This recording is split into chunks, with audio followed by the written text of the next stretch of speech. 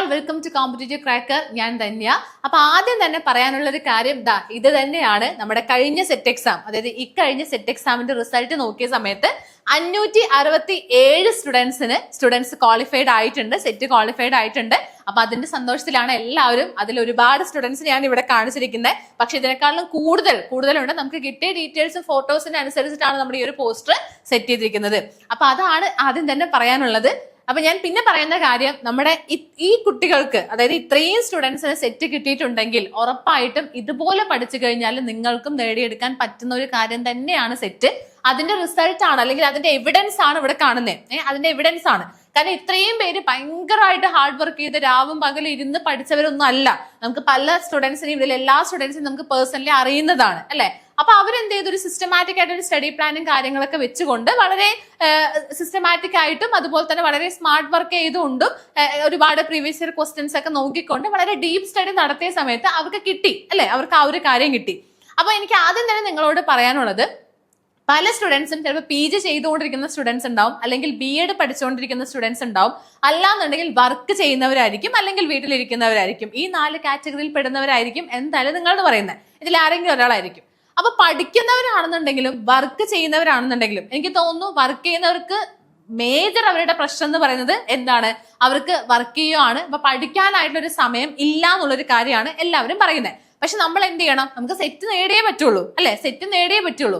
അപ്പൊ അതിനനുസരിച്ച് നമ്മുടെ ഒരു ടൈമില് നമ്മൾ ചെയ്യുന്ന കാര്യങ്ങളൊക്കെ ഒന്ന് കുറച്ചുകൊണ്ട്, അല്ലെങ്കിൽ അതിനുവേണ്ടി നമ്മളൊരു ടൈം മസ്റ്റ് ആയിട്ട് കണ്ടെത്തണം. അല്ലാന്നുണ്ടെങ്കിൽ നമ്മൾ നമ്മളിപ്പോ ഒരു ജോലി ചെയ്യുന്നു, അതൊരു പ്രൈവറ്റ് കമ്പനിയിലായിരിക്കും ചിലപ്പോൾ ജോലി ചെയ്യുന്നത്, അല്ലെങ്കിൽ ഒരു പ്രൈവറ്റ് സ്കൂളിലായിരിക്കും ജോലി ചെയ്യുന്നത്. വാട്ടെവർ എങ്ങനെയാണെന്നുണ്ടെങ്കിലും നമുക്ക് സെറ്റ് കിട്ടിക്കഴിഞ്ഞാൽ നമ്മുടെ ഒരു ലെവലാണ് അവിടെ മാറാൻ പോകുന്നത്. അപ്പൊ ഇപ്പൊ നമ്മൾ ചെയ്യുന്ന സാധാരണ ജോലി, അതിനാണോ ഇമ്പോർട്ടൻസ് കൊടുക്കേണ്ടത് അതോ പഠിക്കുന്നതിനാണോ ഇമ്പോർട്ടൻസ് കൊടുക്കേണ്ടത് എന്ന് ആദ്യം തന്നെ നിങ്ങൾ തീരുമാനിക്കാം. പിന്നെ രണ്ടാമത്തെ കാറ്റഗറി എന്ന് പറയുമ്പോൾ ഈ PGയും BEdും പഠിക്കുന്ന സ്റ്റുഡൻസ് ആണ്. അപ്പൊ അവരുടെ ഒരു തെറ്റായിട്ടുള്ള ധാരണ, എല്ലാവരും പറയുന്ന കാര്യമാണ്, ഇപ്പൊ പഠിക്കുന്നവരല്ലേ, അപ്പൊ അതുകൊണ്ട് പെട്ടെന്ന് കിട്ടുമല്ലോ എന്നെല്ലാവരും പറയുന്ന കാര്യമാണ്. പക്ഷെ അവർക്ക് മാത്രമേ അറിയാൻ പറ്റുള്ളൂ. നമ്മൾ സാധാരണ ഈ PGയിലും BEdലൊക്കെ പഠിക്കുന്നത്, BEd അവിടെ ഇരുന്നോട്ടെ, ഞാൻ PGന്റെ കേസാണ് എടുക്കുന്നത്. BEdൽ നമ്മൾ പഠിക്കുന്ന സമയത്ത് തന്നെ നമുക്ക് കുറെ കാര്യങ്ങൾ കിട്ടും, അത് അവിടെ ഇരിക്കട്ടെ. PG പഠിക്കുന്നവരാണെന്നുണ്ടെങ്കിൽ PGയിൽ ഇപ്പൊ സെറ്റ് മാത്സ് ആണെന്ന് വിചാരിക്കുക. അപ്പൊ ഞാൻ പേഴ്സണലി എന്റെ സബ്ജക്ട് മാത്സ് ആയതുകൊണ്ടാണ് ഞാൻ അതിനെ കുറിച്ച് പറയുന്നത്. അപ്പൊ മാത്സ് ആണെന്നുണ്ടെങ്കിൽ നമ്മൾ PGയിൽ ഫോക്കസ് ചെയ്യുന്ന മാത്സ് എന്ന് പറയുമ്പോൾ കുറെ തിയറീസും പ്രൂഫും കാര്യങ്ങളൊക്കെ ഉണ്ട്. പക്ഷെ അവിടെ നമുക്ക് ഒരു ക്വസ്റ്റ്യൻ വരുന്ന സമയത്ത് അവിടെ നമ്മൾ ചെയ്യുന്ന പോലെ, നമ്മളിപ്പോ അവിടെ എന്താ, നമുക്ക് ആ ഒരു 10 മാർക്കിന്റെ ഒരു ക്വസ്റ്റ്യൻ ചോദിച്ചു കഴിഞ്ഞാൽ നമുക്ക് മാർക്ക് കിട്ടണം. ആ ഒരു ബേസിലാണ് നമ്മൾ പഠിക്കുന്നത്. പക്ഷെ അങ്ങനെയാണോ നമുക്ക് ഈ ഒബ്ജക്റ്റീവ് ടൈപ്പ് ക്വസ്റ്റ്യൻസിന് പഠിക്കേണ്ടത്?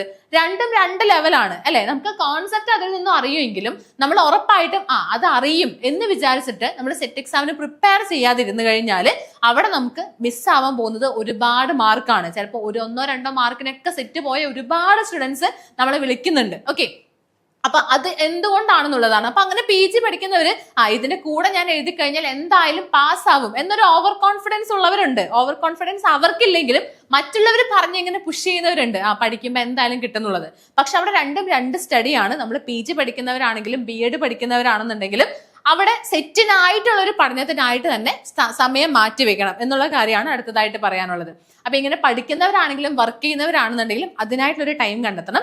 ഇനിയിപ്പോ വീട്ടിൽ സെറ്റ് എക്സാമിനായിട്ട് പ്രിപ്പയർ ചെയ്യുന്നവരാണെന്നുണ്ടെങ്കിലും വേറെ കമ്മിറ്റ്മെന്റ്സും കാര്യങ്ങളെല്ലാം ഒഴിവാക്കിക്കൊണ്ട് സെറ്റിന് വേണ്ടി പ്രിപ്പയർ ചെയ്യുക. എങ്ങനെയാണെന്നുണ്ടെങ്കിലും ഈ 4 കാറ്റഗറിയിലുള്ളവരാണെന്നുണ്ടെങ്കിലും സെറ്റ് പഠിക്കാനായിട്ട് ഒരു ടൈം മാറ്റി വെച്ചാൽ മാത്രമേ നമുക്ക് അത് ക്വാളിഫൈ ചെയ്തെടുക്കാനായിട്ട് സാധിക്കുള്ളൂ. കാരണം ഇത്തവണ നോക്കിക്കഴിഞ്ഞാൽ നമുക്ക് മനസ്സിലാവും, സബ്ജക്റ്റിനെക്കാട്ടിലും ജനറൽ പേപ്പറിൽ കുറച്ചുകൂടെ ഡിഫിക്കൽറ്റി ലെവൽ കൂടിയിട്ടുണ്ട്. ജനറൽ പേപ്പറിൽ മാർക്ക് കുറഞ്ഞത് കൊണ്ട് മാത്രം സെറ്റ് ക്വാളിഫൈഡ് ആവാത്ത ഒരുപാട് പേരുണ്ട്. അപ്പൊ അത് എന്തുകൊണ്ടാണ് നമുക്ക് സെറ്റ് എക്സാമിൽ മാർക്ക് കുറഞ്ഞത് എന്നതാണ് ഞാൻ ഈ ഒരു വീഡിയോയിൽ പറയാനായിട്ട് പോകുന്നത്. ഓക്കെ, എന്തുകൊണ്ട് സെറ്റ് എക്സാമിൽ നിങ്ങൾക്ക് മാർക്ക് കുറഞ്ഞു, എന്തുകൊണ്ട് സെറ്റ് ജനറൽ പേപ്പറിൽ നിങ്ങൾക്ക് മാർക്ക് കുറഞ്ഞു. സബ്ജക്റ്റില് മാർക്കുണ്ട്, പക്ഷെ ജനറൽ പേപ്പർ മാർക്കില്ല, അതുകൊണ്ട് സെറ്റ് ക്വാളിഫൈഡ് ആയില്ല. അങ്ങനെ ഒരുപാട് സ്റ്റുഡൻസ് ഉണ്ടാവും. അപ്പൊ ഇനി അടുത്ത പ്രിപ്പറേഷൻ എങ്ങനെയായിരിക്കണം, അടുത്ത പ്രിപ്പറേഷൻ നിങ്ങൾ സ്റ്റാർട്ട് ചെയ്യുന്ന സമയത്ത് എന്തൊക്കെ കാര്യങ്ങൾ ശ്രദ്ധിക്കണം എന്നതാണ് ഞാൻ ഇന്ന് വളരെ ഡീറ്റെയിൽ ആയിട്ട് തന്നെ പറയാനായിട്ട് പോകുന്നത്. അപ്പോൾ ഈ പ്രശ്നങ്ങളെല്ലാം, ഞാൻ പറയാനായിട്ട് പോകുന്ന എല്ലാ പ്രശ്നങ്ങളും നിങ്ങൾ ഓരോരുത്തരും ഫേസ് ചെയ്തതായിരിക്കും, അല്ലെങ്കിൽ ആ കാരണങ്ങൾ കൊണ്ടാണ് പാസ്സാവാതിരുന്നത്. അപ്പൊ അത് ഇനി അടുത്ത തവണ പഠിക്കുന്ന സമയത്ത് എല്ലാവരും പഠിക്കാനായിട്ട് സ്റ്റാർട്ട് ചെയ്തിട്ടുണ്ടാവും എന്ന് വിശ്വസിക്കുന്നു. കാരണം ഇനി ജൂണിലല്ലേ എന്ന് പറയാനില്ല, ജൂണിലാണ് എക്സാം. ജൂണിലാണ് എക്സാം. അപ്പൊ അതുകൊണ്ട് തന്നെ ഇനി ആകെ 2-3 മാസങ്ങളെ നമ്മുടെ മുന്നിലുള്ളൂ. അപ്പൊ അതുകൊണ്ട് വളരെ സിസ്റ്റമാറ്റിക് ആയിട്ട് ഒരു സ്റ്റഡി പ്ലാൻ വെച്ചുകൊണ്ട് മാത്രമേ നമ്മൾ പഠിക്കാനായിട്ട് സാധിക്കുള്ളൂ. അപ്പൊ എന്തൊക്കെ കൊണ്ടാണ് നിങ്ങളുടെ സെറ്റ് ജനറൽ പേപ്പറിൽ മാർക്ക് കുറഞ്ഞത് എന്ന് നമുക്ക് പോയിന്റ് വൈസ് ആയിട്ട് തന്നെ ഞാൻ പറയാം. കറക്റ്റ് നമുക്ക് പോയിന്റ് വൈസ് ആയിട്ട് എനിക്ക് പറയാനായിട്ട് സാധിക്കും. കാരണം നമ്മൾ ഒരുപാട് പേര് വിളിച്ച സമയത്ത് അവർക്ക് പറ്റിയ മിസ്റ്റേക്സും കാര്യങ്ങളും അവർ ചെയ്ത തെറ്റുകളാണ് ഞാൻ ഇവിടെ ഒരു പോയിന്റ് ആയിട്ട് പറഞ്ഞിരിക്കുന്നത്. ഓക്കെ, ഓരോ പോയിന്റ് ആയിട്ടും. ഒന്നാമത്തെ കാര്യം ലാക്ക് ഓഫ് ഡീപ് സ്റ്റഡി തന്നെയാണ്. അതായത് ഞാൻ ഇപ്പോഴും പറയുവാണ്, ഡീപ് സ്റ്റഡി എന്ന് പറയുമ്പോൾ നമ്മൾ വളരെ ഡീപ്പായിട്ട്, നമ്മുടെ സിലബസ് ഭയങ്കര വൈഡാണ് അല്ലെ. സെറ്റ് ജനറൽ പേപ്പറിൽ നമുക്ക് മൊത്തം 6 യൂണിറ്റ് ആണുള്ളത്. ആ ഓരോ യൂണിറ്റിലും സർട്ടൻ മൊഡ്യൂൾസും കാര്യങ്ങളൊക്കെ ഉണ്ട്. അപ്പൊ വളരെ ഡീറ്റെയിൽഡ് ആയിട്ടുള്ള ഒരു സിലബസ് ആണുള്ളത്. ആ സിലബസ് നമ്മൾ എന്തായാലും കവർ ചെയ്തിരിക്കണം എന്ന് പറയുമ്പോൾ ചുമ്മാ അങ്ങോട്ട് കവർ ചെയ്യുകയല്ല, അതിന്റെ ബേസിക് ആയിട്ടുള്ള കാര്യങ്ങൾ തൊട്ട് ഒരു ഡീപ്പ് നോളജ് അല്ലെങ്കിൽ ഒരു ഡീപ്പ് സ്റ്റഡി ആവശ്യമാണ്. അതാണ് ഒന്നാമത്തെ കാര്യം. അപ്പൊ പലർക്കും ഈ ഒരു എക്സാമിന് 1-2 മാസങ്ങൾ മുൻപ് പഠിക്കാൻ സ്റ്റാർട്ട് ചെയ്യുന്നവർക്ക്, അല്ലെങ്കിൽ പലരും 1 മാസം മുമ്പൊക്കെയാണ് സ്റ്റാർട്ട് ചെയ്യുന്നത്. അപ്പൊ അവർക്ക് ഈ ഒരു ഡീപ്പ് സ്റ്റഡിക്കുള്ള ഒരു ടൈം ഉറപ്പായിട്ടും കിട്ടില്ല അല്ലെ. ഒരു ഡീപ്പ് സ്റ്റഡിക്കായിട്ടുള്ള ഒരു ടൈം കിട്ടില്ല. അപ്പൊ അവര് ചെയ്യുന്ന കാര്യങ്ങളാണ് ഈ പ്രീവിയസ് ഇയർ ക്വസ്റ്റ്യൻസ് ഒക്കെ ഒന്ന് നോക്കുന്നു, അത് ചുമ്മാ നോക്കി പോകുന്നു. എന്നാൽ പ്രീവിയസ് ഇയർ ക്വസ്റ്റ്യൻസ് മര്യാദക്ക് നോക്കിയതാണെങ്കിൽ പോലും ചിലപ്പോൾ കിട്ടിയിട്ടുണ്ടാവും. പക്ഷെ അത് ചുമ്മാ ഇങ്ങനെ നോക്കി പോയത് കൊണ്ട് ഒരിക്കലും നമുക്ക് അത് കിട്ടില്ല എന്നുള്ളതാണ്. അപ്പൊ ഒന്നാമത്തെ കാര്യം ലാക്ക് ഓഫ് ഡീപ്പ് സ്റ്റഡി ആണ്. അങ്ങനെ ഡീപ്പ് സ്റ്റഡി കാരണം നിങ്ങൾക്ക് മാർക്ക് കുറഞ്ഞവര് ഉറപ്പായിട്ടും ഈ വീഡിയോന് താഴെ കമന്റ് ചെയ്യണം കേട്ടോ. അതായത് നിങ്ങൾക്ക് തന്നെ തോന്നുമല്ലോ എനിക്കൊരു ഡീപ്പ് സ്റ്റഡി ഉണ്ടായിരുന്നില്ല, അതുകൊണ്ടാണ് ഞാൻ ക്വാളിഫൈഡ് ആവാതിരുന്നത്. അങ്ങനെയുള്ളവരാണ് ഇത് കാണുന്നെങ്കിൽ ഉറപ്പായിട്ട് വീഡിയോന് താഴെ കമന്റ് ചെയ്യണം. ഇനി രണ്ടാമത്തെ കാര്യമാണ് lack of proper revision and practice എന്ന് പറയുന്നത്. അതും ഞാൻ ആദ്യം പറഞ്ഞത് തന്നെയാണ്. അതായത് എക്സാമിന് 1 മാസം 2 മാസം മുൻപ് തൊട്ട് പ്രാക്ടീസ് ചെയ്യുന്നവർക്ക്, അപ്പൊ അവർക്കാണെന്നുണ്ടെങ്കിലും ഈ സിലബസ് കാണുമ്പോൾ തന്നെ ആക്ച്വലി കിളി പോകും അല്ലെ. കിളി പോകുന്ന ഒരു അവസ്ഥയായിരിക്കും. കാരണം ഇത്രയും നമുക്ക് പഠിക്കാനായിട്ടുണ്ട്. അപ്പൊ നമ്മൾ ഓരോ ദിവസവും കറക്റ്റ് ചിലപ്പോൾ സ്റ്റഡി പ്ലാൻ ഒക്കെ വെച്ചുകൊണ്ട് പഠിക്കുന്നു. അതിനിടയിൽ നമ്മൾ മറന്നു പോകുന്ന 2 കാര്യങ്ങളാണ്, ഒന്ന് റിവിഷനും ഒന്ന് പ്രാക്ടീസും. അതായത് പഠിച്ചുകൊണ്ട് പോകും, ഒരുപാട് കാര്യങ്ങൾ നമ്മൾ ഇങ്ങനെ പഠിക്കും, ഒരുപാട് ഹാർഡ് വർക്ക് ചെയ്യും. അപ്പൊ അങ്ങനെ കാണുന്ന സമയത്ത് വീട്ടുകാരൊക്കെ പറയും എന്റെ കുട്ടി എപ്പോഴും ഫുൾ ടൈം പഠിച്ചുകൊണ്ടിരിക്കുകയാണ്, അവൾക്ക് ഇപ്പൊ എന്തായാലും ഇത്തവണ സെറ്റ് കിട്ടുന്നൊക്കെ. പക്ഷെ അങ്ങനെ കിട്ടിയിട്ടുണ്ടോ? ഇല്ല. അവിടുത്തെ പ്രശ്നം എന്ന് പറയുന്നത് പ്രോപ്പർ റിവിഷനും അതുപോലെ തന്നെ പ്രാക്ടീസും ആണ്. അതായത് റിവിഷൻ ഇല്ലാത്തതുകൊണ്ട് നമ്മളിപ്പോ ഇവിടെ CCയിൽ എങ്ങനെയാണ് സെറ്റ് ചെയ്യുന്നത് വെച്ച് കഴിഞ്ഞാല് ഓരോ 7 ദിവസം കൂടുമ്പോഴും, അതായത് ഒരാഴ്ച പഠിക്കാൻ കൊടുക്കുന്നു, 7ാമത്തെ ദിവസം അവിടെ എന്താണ്? റിവിഷൻ ആണ്. ആൻഡ് 8ാമത്തെ ദിവസം അവിടെ എക്സാം ആണ്. പിന്നെ അടുത്ത ആഴ്ച പഠിക്കുന്നു, പിന്നെ റിവിഷൻ, പിന്നെ എക്സാം. അങ്ങനെ 1 മാസം കഴിയുന്ന സമയത്ത് ഇതെല്ലാം കൂടുതലൊരു റിവിഷനും അതുപോലെ ഒരു മോഡൽ എക്സാം നമ്മളിവിടെ കൊടുക്കുന്നുണ്ട്. അപ്പൊ അങ്ങനെ പഠിച്ചു കഴിഞ്ഞാല്, അങ്ങനെ പഠിക്കുന്ന ഒരു കുട്ടിക്ക്, അങ്ങനെ പ്രോപ്പർ ആയിട്ട് പഠിക്കുന്ന ഒരു കുട്ടിക്ക് ഉറപ്പായിട്ടും അവർക്ക് പഠിച്ച കാര്യങ്ങളൊന്നും നന്നായിട്ട് റിവൈസ് ചെയ്യാനും അത് പ്രാക്ടീസ് ചെയ്യാനും ഒരു അവസരമാണ് നമ്മൾ കൊടുക്കുന്നത്. അപ്പൊ അങ്ങനെ വേണം പഠിക്കാനായിട്ട്. പിന്നെ മൂന്നാമത്തെ കാര്യം enable to find your strength and weakness ഉള്ളതാണ്. അതായത് ഉറപ്പായിട്ടും നമ്മൾ ഏതൊരു എക്സാമിന് വേണ്ടി പ്രിപ്പയർ ചെയ്യുമ്പോഴും നമ്മൾ നമ്മുടെ സ്ട്രെങ്ത്തും നമ്മുടെ വീക്ക്നെസ്സും നമ്മൾ ഐഡന്റിഫൈ ചെയ്തിരിക്കണം. ഇപ്പൊ ഞാൻ പഠിക്കുകയാണെന്നുണ്ടെങ്കിൽ എനിക്ക് ചിലപ്പോൾ എന്റെ സ്ട്രെങ്ത് ഏരിയാസ് കുറച്ചുണ്ടാവും. അതായത് ഇത്രയും വലിയൊരു സിലബസിൽ എനിക്ക് നന്നായിട്ട് നോക്കാൻ പറ്റുന്ന അല്ലെങ്കിൽ എനിക്ക് കംഫർട്ട് ആയിട്ടുള്ള കുറച്ച് പോർഷൻസ് ഉണ്ടാവും. അതാണ് നമ്മുടെ സ്ട്രെങ്ത് എന്ന് പറയുന്നത്. ഇനി വീക്ക്നെസ് എന്ന് പറയുമ്പോൾ നമുക്ക് എത്ര പഠിച്ചാലും, ഇപ്പൊ ചിലർക്കൊന്നും മാത്സ് ഒട്ടും പഠിച്ചാൽ കിട്ടില്ല. പക്ഷെ നമുക്ക് സെറ്റ് ജനറൽ പേപ്പറിൽ മാത്സിന്റെ ചെറിയൊരു പാർട്ട് ഉണ്ട്, സയൻസിന്റെ ചെറിയൊരു പാർട്ട് ഉണ്ട്, ഇംഗ്ലീഷ് ഉണ്ട്, മലയാളം ഉണ്ട്, അങ്ങനെ ബേസിക് ആയിട്ടുള്ള കുറെ കാര്യങ്ങളുണ്ട്. പ്ലസ് നമ്മുടെ വലിയ വലിയ കാര്യങ്ങളുണ്ട്. അപ്പോൾ നമ്മുടെ സ്ട്രെങ്ത്തും വീക്ക്നെസ്സും നമ്മൾ ആദ്യം തന്നെ ഐഡന്റിഫൈ ചെയ്തിരിക്കണം. ഓക്കെ, നമ്മുടെ സ്ട്രെങ്ത്തും വീക്ക്നെസ്സും. അപ്പൊ ഇപ്പോൾ പഠിക്കുകയാണെന്നുണ്ടെങ്കിൽ, ഇപ്പൊ ഇന്ന് പഠിക്കാൻ സ്റ്റാർട്ട് ചെയ്യുന്ന ഒരു കുട്ടിനെ സംബന്ധിച്ചിടത്തോളം അവർക്ക് അവരുടെ വീക്ക്നെസ് ഏതൊക്കെയാണെന്ന് ഐഡന്റിഫൈ ചെയ്ത് കഴിഞ്ഞാൽ അതിൽ കുറച്ചുകൂടെ കോൺസെൻട്രേറ്റ് ചെയ്തുകൊണ്ട് പഠിക്കാനുള്ളൊരു സമയം ഇപ്പൊ ഉണ്ട്. ഓക്കെ, പഠിക്കാനുള്ള ഒരു സമയം ഇപ്പൊ ഉണ്ട്. സ്ട്രെങ്ത് ഏരിയാസ് നമ്മൾ നോക്കണ്ട എന്നല്ല, സ്ട്രെങ്ത് ഏരിയാസ് ഉറപ്പായിട്ട് നോക്കണം. അപ്പൊ അതിൽ നിന്ന് എന്ത് ക്വസ്റ്റ്യൻ വന്നു കഴിഞ്ഞാലും നമുക്ക് ചെയ്യാവുന്ന തരത്തില്, മാർക്ക് പോവാത്ത തരത്തില് നമ്മൾ അത്രയും നന്നായിട്ട് പ്രാക്ടീസും ചെയ്യണം. അതാണ് സ്ട്രെങ്ത്തിൽ നോക്കേണ്ടത്.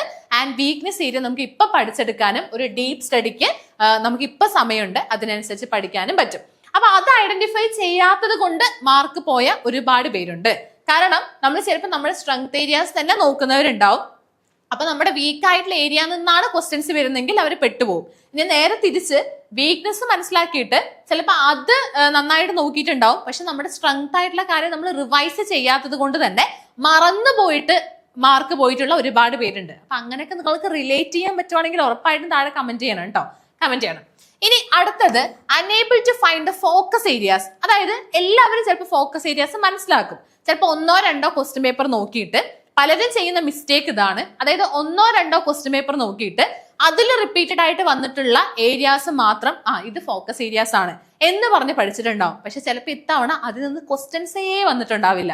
അപ്പൊ നമ്മൾ ചെയ്യേണ്ട കാര്യം 1-2 ക്വസ്റ്റ്യൻ പേപ്പേഴ്സ് നോക്കിയത് കൊണ്ട് നമുക്ക് ഒരിക്കലും നമ്മുടെ ഫോക്കസ് ഏരിയാസ് ഐഡന്റിഫൈ ചെയ്തെടുക്കാനായിട്ട് സാധിക്കില്ല. അവിടെ ചെയ്യേണ്ടത് നമ്മൾ ഒരുപാട് വർഷങ്ങളുടെ ക്വസ്റ്റ്യൻ പേപ്പേഴ്സ്, ഇപ്പൊ ഒരു വർഷത്തിൽ തന്നെ 2 എക്സാം നടക്കുന്നുണ്ട്. അപ്പൊ അങ്ങനെ എത്ര വർഷമുണ്ട്? അപ്പൊ അത്രയും ക്വസ്റ്റ്യൻ പേപ്പേഴ്സ്, ഒരു ബൾക്ക് ഓഫ് ക്വസ്റ്റ്യൻ പേപ്പേഴ്സ് നോക്കി കഴിഞ്ഞാലാണ് അതിൽ നമുക്ക് കൃത്യമായിട്ട് ഫോക്കസ് ഏരിയാസ് ഐഡന്റിഫൈ ചെയ്തെടുക്കാനായിട്ട് സാധിക്കുള്ളൂ. ഇതിൽ എത്ര പേര് അങ്ങനെ ചെയ്തിട്ടുണ്ട് എന്ന് എനിക്കറിയില്ല. അപ്പൊ അങ്ങനെയാണ് നമുക്ക് ഫോക്കസ് ഏരിയാസ് ഐഡന്റിഫൈ എടുക്കാനായിട്ട് സാധിക്കുന്നത്. അപ്പൊ അത് ഫൈൻഡ് ചെയ്യാത്തത് കൊണ്ട് തന്നെ മാർക്ക് പോയിട്ടുള്ള ഒത്തിരി പേരുണ്ടാവും. പിന്നെ ഇത്തവണത്തെ ജനറൽ പേപ്പറിൽ കയറി വന്ന കുറച്ച് അതിഥികളാണ് നമ്മുടെ നെറ്റ് ലെവൽ ക്വസ്റ്റ്യൻസ് എന്ന് പറയുന്നത്. അപ്പൊ നിങ്ങൾ മനസ്സിലാക്കണം, സെറ്റിന്റെ ഡിഫിക്കൽട്ടി ലെവല് കൂടി വരുന്നത് കൊണ്ട് തന്നെ സെറ്റിന്റെ ഡിഫിക്കൽട്ടി ലെവല് കൂടി വരുന്നത് കൊണ്ട് തന്നെ നെറ്റ് ലെവൽ ക്വസ്റ്റ്യൻസ് ഇവിടെ കയറുവാണ്. അപ്പൊ നെറ്റിന്റെ അതിനേക്കാളും കൂടുന്നുണ്ട് കേട്ടോ, നിങ്ങൾ മനസ്സിലാക്കണം. അപ്പൊ നെറ്റ് ലെവൽ ക്വസ്റ്റ്യൻസ് ആണ് ഇത്തവണ നമ്മുടെ സെറ്റ് ജനറൽ പേപ്പറിൽ കയറി വന്നിരിക്കുന്നത്. അപ്പൊ അത് നമുക്ക് അറിയാൻ പോലും ഇല്ല അല്ലെ, അത് നമുക്ക് അറിയില്ല. നമ്മൾ എപ്പോഴും സെറ്റിന്റെ ഒരു എക്സാം പാറ്റേണും സെറ്റിന്റെ ലെവലും വെച്ചിട്ടാണ് നമ്മൾ പഠിക്കുന്നത്. അപ്പൊ നെറ്റ് ലെവൽ കയറി വരുന്ന സമയത്ത് നമുക്ക് പറ്റുന്നില്ല. പക്ഷെ എന്ത് ചെയ്താൽ പറ്റുമായിരുന്നു? ഈ ഒരു ഡീപ്പ് സ്റ്റഡി ചെയ്തതാണെങ്കിൽ നമുക്ക് പറ്റുമായിരുന്നു. പക്ഷെ എത്രത്തോളം പേര് ഈ ഡീപ്പ് സ്റ്റഡി നടത്തുന്നുണ്ട് എന്നൊരു കാര്യത്തിൽ കൺഫ്യൂഷൻ ആണ്. പിന്നെ അടുത്ത കാര്യം lack of systematic study plan ആണ്. പലരും അവിടെ നിന്ന് എടുത്ത് പഠിക്കുന്നു, ഇവിടെ നിന്ന് എടുത്ത് പഠിക്കുന്നു, വലിച്ചു വാരി പഠിക്കുന്നു. അങ്ങനെ പഠിച്ചതുകൊണ്ട് ആയില്ല. നമ്മൾ കറക്റ്റ് ആയിട്ടുള്ള ഒരു study plan, proper time table വെച്ച് തന്നെ നമ്മൾ പഠിക്കണം. അതാണ് അടുത്ത കാര്യം എന്ന് പറയുന്നത്. പിന്നെ ചേഞ്ചിങ് എക്സാം പാറ്റേൺസ് ആണ്. പക്ഷെ എക്സാം പാറ്റേണിൽ എല്ലാ വർഷത്തിലും മാറ്റം വരുന്നുണ്ട്. അപ്പൊ നമ്മൾ 2 ക്വസ്റ്റ്യൻ പേപ്പർ നോക്കിയിട്ട് ഇങ്ങനെയാണ് സെറ്റ് എക്സാം എന്ന രീതിയിൽ പഠിച്ചിട്ട് ഒരു കാര്യമില്ല. ഓരോ തവണയും പാറ്റേൺസ് മാറിക്കൊണ്ടിരിക്കുന്നുണ്ട്. അപ്പൊ അത് മനസ്സിലാക്കിയിട്ട് വേണം നമ്മൾ പഠിക്കാനായിട്ട്. ഓരോ തവണയും എക്സാം പാറ്റേൺ മാറുന്നു എന്ന് പറയുമ്പോൾ ക്വസ്റ്റ്യൻസിൽ മാറ്റം വരുന്നുണ്ട്, പാറ്റേണിൽ മാറ്റം വരുന്നുണ്ട്. അതിൽ സ്റ്റേറ്റ്മെന്റ് ടൈപ്പ് ക്വസ്റ്റ്യൻസ് ചോദിക്കുന്നു, അസേർഷൻ ടൈപ്പ് ക്വസ്റ്റ്യൻസ് ചോദിക്കുന്നു. ഇത്തവണ കൂടുതലും അസേർഷൻ റീസൺ ടൈപ്പ് ക്വസ്റ്റ്യൻസ് ചോദിച്ചിട്ടുണ്ടായിരുന്നു. അപ്പൊ അതൊക്കെ നന്നായിട്ട് മനസ്സിലാക്കി ഇത്രയും കാര്യങ്ങൾ ശ്രദ്ധിച്ചു കഴിഞ്ഞാൽ ഉറപ്പായിട്ട് നിങ്ങൾക്ക് കിട്ടുന്ന ഒരു കാര്യമാണ് നമ്മുടെ സെറ്റ് എന്ന് പറയുന്നത്. സെറ്റ് ജനറൽ പേപ്പർ നിങ്ങൾക്ക് ഉറപ്പായിട്ടും ക്രാക്ക് ചെയ്യാനായിട്ട് സാധിക്കും, ഇത്രയും കാര്യം ചെയ്തു കഴിഞ്ഞാൽ.